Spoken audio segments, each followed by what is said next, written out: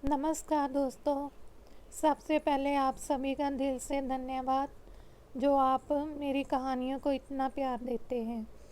आप लोगों की मोहब्बत ही है जो मुझे हर बार कुछ नया और सच्चा लाने की प्रेरणा देती है। आज की कहानी ऐसे इंसान की है जिसने लकड़ी को नहीं किस्मत को तराशा है।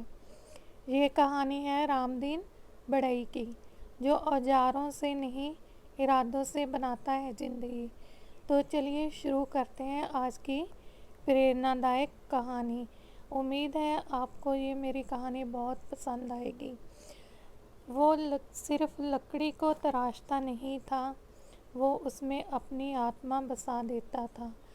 छेनी और हथौड़ी से उठती आवाज़ें उसकी ज़िंदगी की कहानी थी। उत्तर भारत के एक गांव ब्रेठा में जन्मा था विशन, एक साधारण मगर मेहनती परिवार का बेटा। उसका घर मिट्टी और फूस से बना था। पिता बूढ़े बढ़ई थे जिनकी हथेलियां लकड़ी की किच्चों से भरी थी और माँ का सारा जीवन चूल्हे चौके में बीता।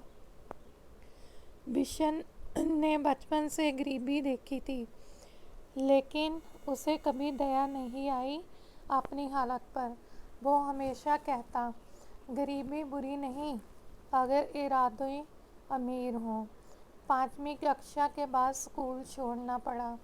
पिता की कमर अब लकड़ी काटते वक्त कांपने लगी थी और घर में हर वक्त 2 दिन रोटी जुटाना भी चुनौती था।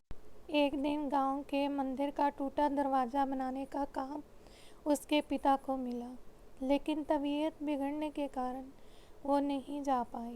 तब विशन पहली बार अपनी छेनी और हथौड़ी लेकर मंदिर पहुंचा। लोग हंस पड़े, इतना छोटा लड़का क्या बनाएगा ये। लेकिन विशन ने बिना एक शब्द बोले पूरे मन से दरवाजे की मरम्मत की। लकड़ी की चिटकियों को तराशा, दरवाजे के जोड़ इतने सुंदर लगाए कि पुजारी भी हैरान रह गए। उस दिन से उसकी पहचान छोटा बढ़ई बन गई। अब विशन दिन में फर्नीचर की दुकान पर मजदूरी करता और रात को चुपके से मंदिर के पीछे बैठकर पुराने फर्नीचर के टुकड़ों से प्रयोग करता। उसने लकड़ी से छोटी नाव, पक्षी और एक बार तो पूरे गांव का नक्शा भी तराश डाला। गांव में जब विधायक जी का दौरा हुआ तो वही नक्शा उन्हें भेंट किया गया।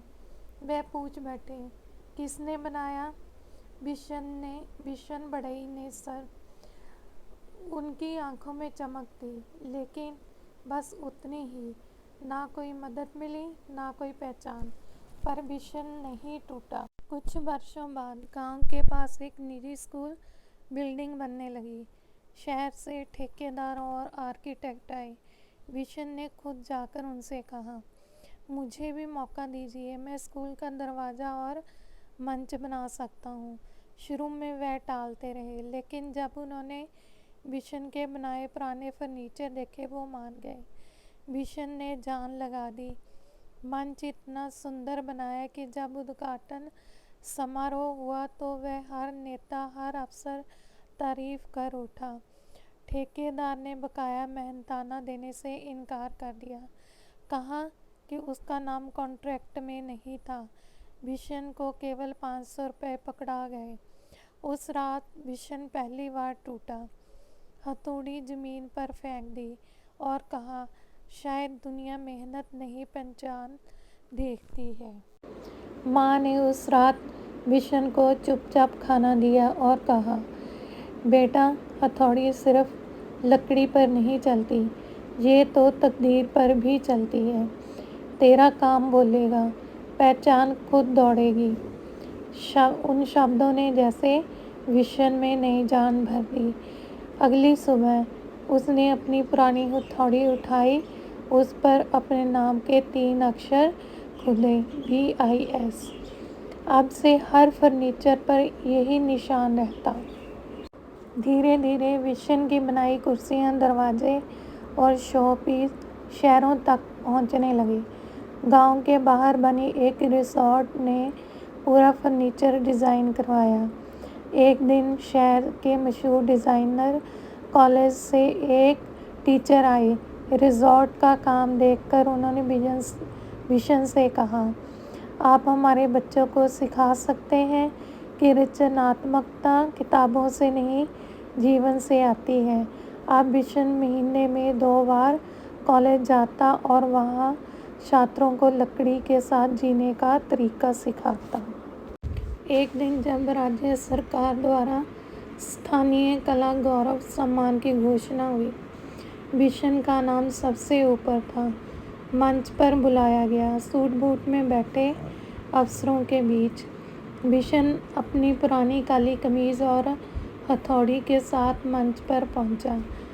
मंच से उसने बस इतना कहा, मैं बढ़ई हूँ, राजा नहीं, लेकिन मैंने हर लकड़ी को उसकी औकात के ऊपर उठाया है, जैसे मेरी माँ ने मुझे उठाया था। बहुत देर तक तालियां बजती रहीं। आज विजन के पास अपनी वर्कशॉप है। नाम है आवाज़ वुड विद सोल। उसके पास हर उम्र के लोग आते हैं, कुछ सीखने, कुछ सहारा पाने। वो कहता है, मैं फर्नीचर नहीं, आत्मा तराशता हूँ। हर सैनिक की चोट में एक कहानी होती है, दर्द भी, उम्मीद भी। उसकी माँ अब बूढ़ी है, पर हर शाम उसकी वर्कशॉप के पास बाहर बैठकर देखती है कि कैसे उसका बेटा दुनिया को लकड़ी में ज़िंदगी दिखा रहा है।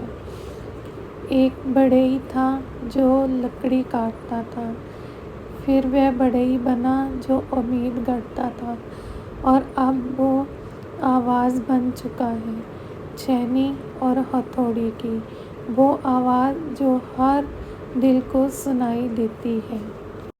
तो दोस्तों, ये कहानी थी नन्हे से विजन बढ़ई की, जिसने पहचान के बिना भी अपनी मेहनत से ऐसा नाम बनाया जिसे अब दुनिया सलाम करती है। अगर आपको लगता है कि मेहनत कभी बेकार नहीं जाती, तो इस वीडियो को लाइक कमेंट ज़रूर करें और प्रेरणादायक कहानी अपने दोस्तों के साथ शेयर करें, ताकि औरों तक भी ये संदेश पहुंचे। चैनल को सब्सक्राइब करना ना भूलें, क्योंकि ऐसी कहानियाँ हम लाते रहेंगे जो दिल को छू जाएं और ज़िंदगी बदल दें। फिर मिलेंगे एक नई कहानी। तब तक याद रखिए, हथौड़ी सिर्फ लकड़ी नहीं, किस्मत करती है। वीडियो देखने के लिए आपका बहुत बहुत धन्यवाद।